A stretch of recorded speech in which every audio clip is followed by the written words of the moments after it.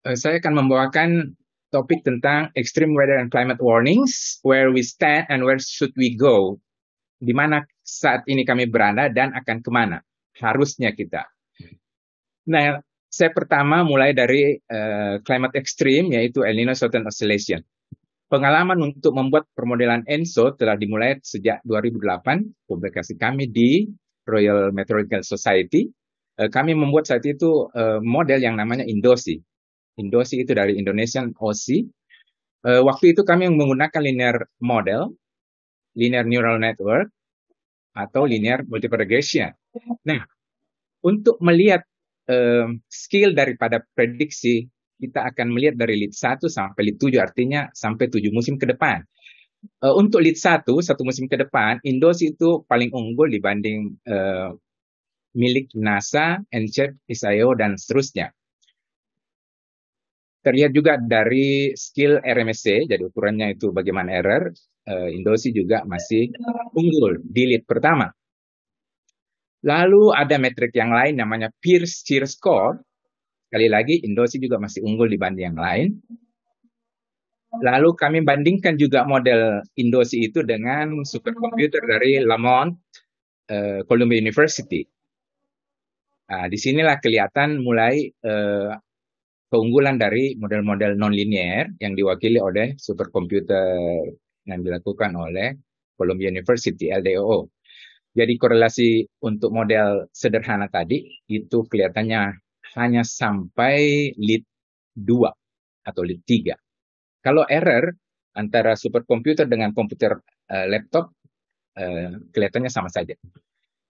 Lalu 10 tahun kemudian kami coba lagi dengan data yang baru memprediksi ENSO, kami publish di IIP, dan kelihatannya masih belum juga mengungguli model dynamic dan statistical model yang ada di kompilasi di Columbia University, IRI. Nah, yang fokus kami di Prodi, Geophysics, itu bagaimana suatu waktu kita punya model operational long range ENSO forecast juga bisa masuk ke liga ENSO forecasting. Dalam hal ini kita itu masuknya di statistical models. Nah, alhamdulillah subuh ini saya punya mahasiswa angkatan 2020 sudah berhasil membuat prediksi menggunakan deep learning. Seperti itu. Jadi kami akan terus memperbaiki apakah ini sudah pantas untuk publikasi. Karena saya lihat ada saya akses tadi terbitan di Science Advances itu 8 Maret 2023. Saya lihat dia punya RMSE error untuk Nino 34, Nino 3, Nino 4 itu kelihatannya itu masih lebih buruk dibanding yang kami dapatkan subuh tadi. Sekali lagi kami akan terus memperbaiki, ya kan, lalu mencoba mempublish.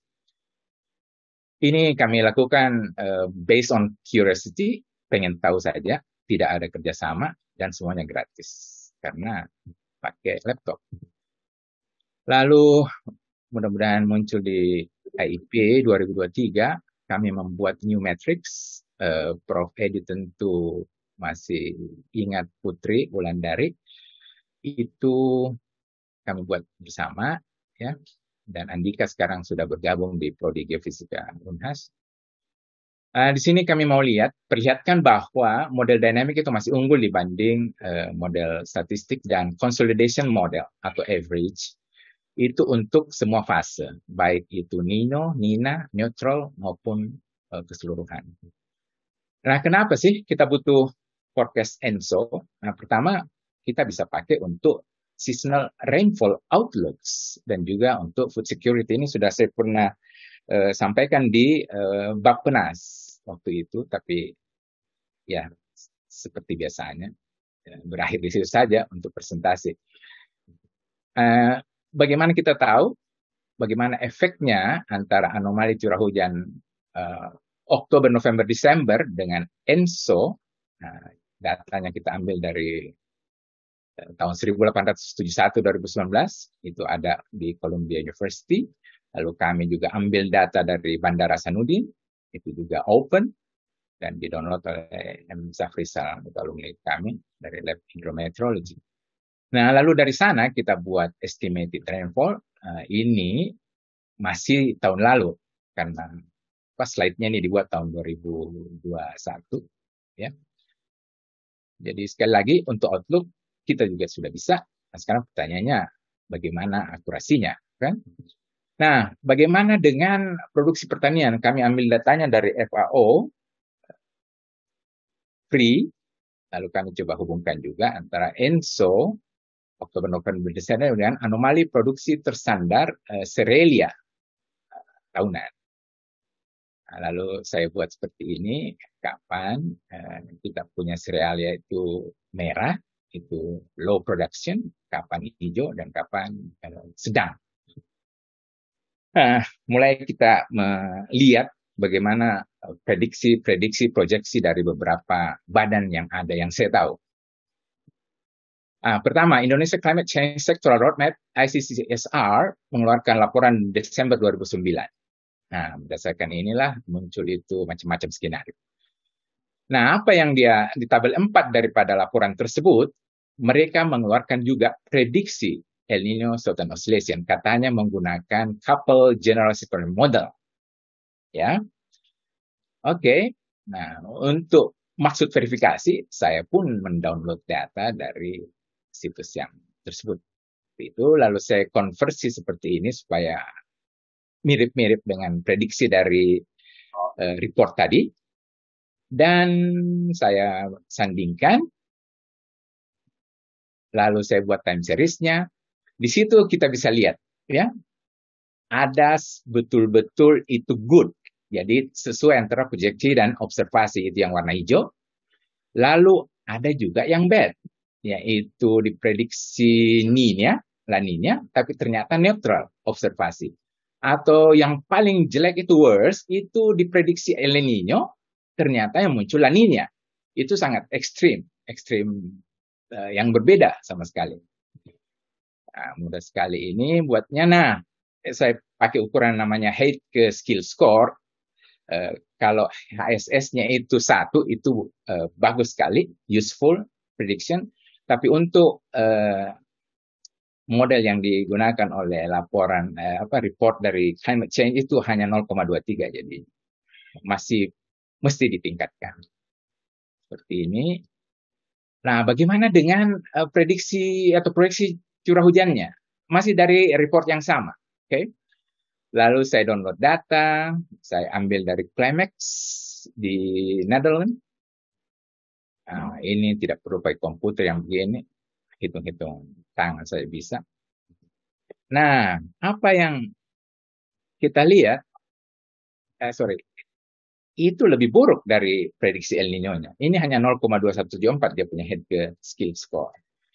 Nah, dari model seperti ini ya, exercise saya langsung merekrut 7 undergraduate untuk mengerjakan tugas akhir.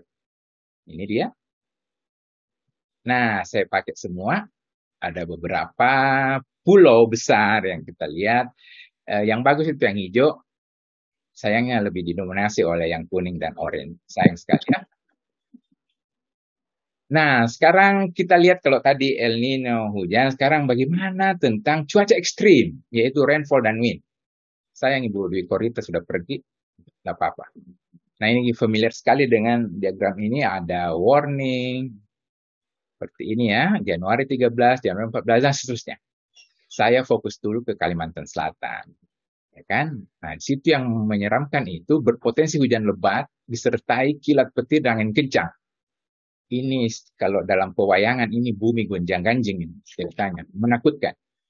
Oke, nah saya minta mahasiswa saya yang lain untuk verifikasi prediksinya. Hitung-hitung ternyata, nah sekarang saya pakai PSS. PSS saya sudah pakai tadi untuk membuat model Indosi. Sekarang saya minta untuk curah hujan. Ternyata PSS-nya 0,31. Ingat bahwa PSS 1 itu perfect, tapi ini PSS hujan untuk Kalimantan Selatan hanya sampai 0,31. Angin pun juga tidak begitu menggembirakan, hanya 0,2. Lalu saya susul dengan student lain kerjakan Jabar, hasilnya lebih buruk lagi, Untuk hujan hanya 0,04, angin juga 0,04. NTB anginnya lebih tinggi dibanding curah hujannya, dia punya skill. Lalu Sulawesi Utara dan seterusnya. Oke. Nah, sekarang itu tadi tentang angin dan curah hujan. Bagaimana prediction skill dari cuaca ekstrim yang berkenaan hadirnya tropical cyclone? Oke, kita lihat dulu Surigao. Nah, ini muncul lagi nih, bahwa dari BMKG keluar peringatan dini Sabtu dan seterusnya, petir, angin kencang dan seterusnya. Oke. Setelah itu saya ambil data dari Zoom Earth. Tool ini sudah saya sosialisasikan ke mahasiswa saya mulai S1 tahun pertama, mulai dari prodi geofisik sampai peternakan sudah saya ajari bagaimana mengakses data cuaca seperti ini. Di situ ada kelihatan tanggal 11 sampai 19 itu Surigao. Kalau kita lihat jejaknya, trajektorinya itu tidak pernah dia itu mendekati Indonesia. Ya kan? Dia lebih suka ke Filipina. Okay? Nah, khususnya Palau. Ya, jadi ini mudah sekali visualisasi, ini free juga. Jadi siapapun bisa akses ini informasi. Ada interaktif, kita bisa ubah tanggal pengamatan dan seterusnya. Nah, mengapa siklon cuaca ekstrim ini penting sekali? Karena ini adalah dia punya taksiran berapa kerugian ditimbulkan kalau terkena. Nah, sehubungan dengan Topan Surigao, saya menerbitkan satu buku, itu free juga, e-book. Di situ kita bisa memprediksi kalau siklon menjauh, ada persamaan linear biasa sekali, hujannya itu seperti itu. Kalau siklon mendekat, anginnya sekian, dan seterusnya. Ya, nah ini penting ya. Sejak terbentuknya di wilayah Pasifik Barat, siklon Surigao tak pernah mengarah ke wilayah Indonesia. Namun, kenapa BMKG mengeluarkan peringatan dini cuaca ekstrim sebagai dampak Surigao pada sejumlah daerah di Indonesia? Itu ternyata false alarm. Orang Indonesia yang patuh pada warning tentu akan kehilangan pendapatan hariannya karena tidak beraktivitas kalau dia mempedulikan warning dari institusi BMKG. Lantas, kemana dia harus mengadukan kerugian? Tidak lama kemudian, ini ada lagi, saya ambil dari Twitter. Ya, saya kebetulan juga pegiat sosial media. Saya suka menulis di Facebook. Ini tentang cuaca ekstrim. Saya tutup namanya. Siapapun Anda yang tinggal di Jabodetabek dan khususnya Tangerang atau Banten, mohon bersiap dengan hujan ekstrim dan badai dahsyat pada 28 Desember 2002. Ini kan kalau dapat begini kan mengkhawatirkan ya seperti ini ya. Nah, ini alasannya. Nah, si siklon Darian itu sama sekali tidak pernah disentuh oleh pemberitaan. Padahal, kalau kita lihat, dia lahir itu tanggal 11 Desember 2022, jam 2 siang. Dan bisa dan dia itu tidak pernah mendekati Indonesia. Mereka menjauhi Indonesia. Sorry, bukan mereka. Dia. Siklon Darian. Nah, itu dia. Pada hari itu, yaitu tanggal 28, tersebar berita tentang potensi badai dahsyat Jakarta dan sekitarnya. Saat menerima berita tentang kondisi ekstrim terkait siklon, yang itu masih rotasi, kita harus melihat dari peta ini ya, kemana proyeksi gerak siklon. Mereka sebut sebagai cone of uncertainty. Untuk waktu beberapa waktu ke depan, jam, hari, dan seterusnya. Apakah siklon menjauhi atau mendekati Indonesia? Itu dulu sebelum mengeluarkan apapun namanya, peringatan. Nah, lalu Andika, saya punya staff di lab yang sama, hidrometeorologi. Saya bilang, Andika, coba di-download data dari Ogimet, kita mau cek apa betul ekstrim. Bandara Soekarno-Hatta kita ambil datanya, karena itu stasiun MWO. Tidak ada yang ekstrim di situ di tanggal 28 Desember. Ya, saya bandingkan beberapa hari sebelumnya dan beberapa tahun sebelumnya beberapa hari, yaitu 2021 dan 2022. Tidak ada sama sekali ekstrimnya. Itu angin. Bagaimana dengan curah hujan? Seperti itu juga, ya, tidak sama sekali, tidak ekstrim. Nah, saya tuh bayangkan yang namanya early warning system yang seperti yang sekarang ada di slide ini. Kalau memang bekerja bagus itu early warning system, maka dia punya minimal dampak ekonomi. Ya, jadi tanpa WS itu seperti itu yang dua grafik batang. Ya. Itu yang saya bayangkan ke depan kalau memang kita serius membuat WS. Nah, sekarang ini masuk ke Makassar ini karena saya lahir di sana, tinggal di sana, besar di sana, dan seterusnya. Mengajar juga di Makassar. BMKG keluarkan peringatan dini cuaca ekstrim Sulsel 2012 sampai 16 Februari. Nah, di sini kita mesti lebih spesifik. Sebenarnya hari apa nih kejadiannya? Lalu muncul di situ ada yang kaitkan dengan Median-Julian Oscillation melintas. Oke lah, nah, saya ambilkan dari situs OM Australia. Lalu saya kasih tanda panah biru posisinya waktu itu tanggal 13 Februari. Ya. Nah, ini juga. Nah, lalu saya ambil dari publikasi Geophysical Research Letters. Di situ memang diperlihatkan bahwa kalau ada MGO, itu kemungkinan besar itu ekstrim. Nah, dilihat dari outgoing long-wave radiation-nya, ya, berbanding terbalik dengan clouds atau kehujanan. Oke, lalu ini nih, saya juga ikuti tweet. Pada hari Makassar itu kena banjir historis, sangat-sangat besar. Dikatanya itu, ini peringatan dininya itu dikeluarkan 13 Februari jam 9. Ingat ya, bayangkan itu jam 9. Lalu muncul reply, udah banjir nih di Makassar. Terus sudah banjir dan seterusnya. Ini peringatan dini ini sangat telat. Jam 9 itu Makassar itu sudah tenggelam. Oke, bagaimana kita tahu coba seperti ini ya? Nah, ini yang saya sebut alternatif akses informasi cuaca ekstrim. Saya pakai Zoom Earth, ada dua mode di sana, bisa pakai satelit dan juga bisa radar. Nah, saya akan tunjukkan dua kasus. Kasus banjir Makassar 13 Februari dan juga kasus pesawat tujuan Kupang, ini Garuda nih, dialihkan pendaratannya ke Makassar. Oke, kita lihat dulu untuk Makassar. Jadi, sebenarnya cuaca ekstrim dalam hal ini banjir ini sudah bisa kita deteksi itu sejak jam 6 dan seterusnya. Ya?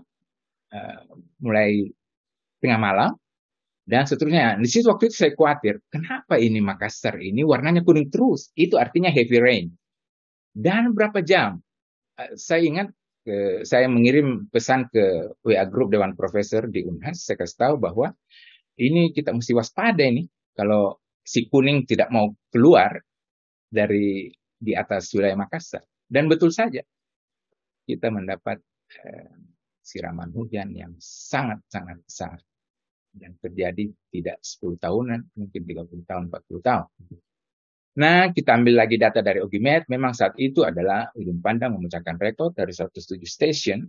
Dia punya curah hujan 383,2 mm. Itu jauh sekali.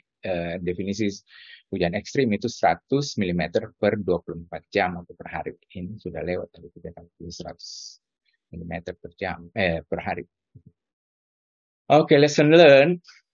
Yang tinggal di Makassar, kejadian ekstrim hujan lebat warna kuning belum terlihat sehari sebelumnya, pada tanggal 12 bulan 2. Bahkan hingga pada hari yang sama dini hari. Kejadian ekstrem itu muncul secara perlahan dan konsisten, dimulai dari intensitas yang ringan, biru, merah, lalu lebat. Lalu perlahan dia kembali ke semula. Hal yang dapat dilakukan, memantau prediksi cuaca pada situs cuaca dan konsistensi pola sosok yang menuju hujan ekstrim. Saya sarankan pakai Zoom Earth. Prediksi yang memperlihatkan kondisi ekstrim hendaknya diantisipasi secara dini, mulai dari level keluarga hingga komunitas. Antisipasi ini dalam bentuk tindakan yang dapat mengurangi dampak kejadian ekstrim tersebut. Saat itu saya masih ingat sekali bahwa Makassar pada saat itu jam 6, bahkan sampai jam 8 itu belum ada sama sekali peringatan. Saya spesifik di sekolah ya. Mestinya pada jam 6 itu sudah bisa diberitahu, misalkan wali kota saat itu mengumumkan bahwa tidak ada sekolah yang buka. Ya kan? Sebab pada saat kalau tidak ada informasi seperti itu, orang tua akan mengantar siswanya, anaknya ke sekolah, lalu pulang ke rumah, sudah banjir. Terbagi pikirannya, ya kan? Memikirkan rumahnya kebanjiran dan juga bagaimana keselamatan anaknya di sekolah. Tapi kalau ini bisa lebih awal, tentu tidak perlu lagi mengeluarkan atau drama-drama yang mestinya tidak perlu. Nah, lalu ini yang kasus pesawat yang dibelokkan. Kami lihat peringatan dini cuaca 11 Maret sampai 13 Maret. Di situ tidak disebutkan sama sekali akan kena hujan lebat, petir, dan angin kencang. Tidak ada NTT. Dalam hal ini Bandara El Tari, Kupang. Ada NTT-nya, itu hujan, ya kan? Hujan biasa saja, tidak lebat. Oke. Nah, kita bisa ambil kembali data dari sana. Saya plot jam 9, jam 10, dan seterusnya. Nah, mulai kelihatan di situ moderate rain, agak siangan. Ya, nah itu sudah ada warna kuning-kuning di sana. Di sini juga perlu dicatat bahwa untuk situs yang saya akses itu, di situ tidak ada cakupan radar. Cakupan radar itu yang warna biru, meningkat, dan sebagainya. Okay. Nah, di sini bisa kelihatan Kupang El Tari dari Ogimet. Kita lihat bahwa ekstrimnya itu jam 6, jam tambah 7, 13 karena sekitar UTC, dia pakai skala UTC. Lalu, nah ini nih, ke depan. Bahwa BMKG prediksi musim kemarau 2023 lebih kering. Itu dari situs PAN-RB. Oke. Nah, waspada musim kemarau, pokoknya inilah. Nah, ini kembali lagi kami akan bekerja di lab untuk memverifikasi ini peringatan-peringatan dini dari BMKG. Oke, ini untuk memperlihatkan saja El Nino hubungannya dengan nanti dengan apakah dia akan kemarau atau basah. Oke, satu, ini apa yang saya pikirkan untuk dilakukan. Institusi yang bertanggung jawab dalam peringatan dini cuaca ekstrim harus meningkatkan akurasi dan resolusi spasial temporal informasinya. Institusi yang bersangkutan menampilkan data cuaca minimal tiap jam pada website institusi sebagai bagian dari FOI, Freedom of Information. Kalau itu ada, sekarang saya tidak perlu jauh-jauh mencari sampai ke situs-situs dari masyarakat memberi umpan balik kepada institusi terkait tentang dampak yang dikaitkan oleh ketiadaan warning. Konteksnya itu namanya miss, jadi prediksi yang miss, meleset, atau sebaliknya yang diakibatkan oleh peringatan dini yang berupa false alarm. Katanya diingatkan ada sesuatu, tapi ternyata tidak ada apa-apa. Umpan balik masyarakat ini ditampilkan oleh institusi tersebut pada public domain, sehingga bisa kita akses semuanya. Peneliti independen dari universitas melakukan verifikasi terhadap informasi cuaca pada poin 1 dan 2, dan melakukan kajian terhadap umpan balik masyarakat pada poin 3. Ya, sekian presentasi saya. Terima kasih atas kesediaan panitia untuk mengundang untuk kontribusi pada acara yang penting ini. Assalamualaikum warahmatullahi wabarakatuh.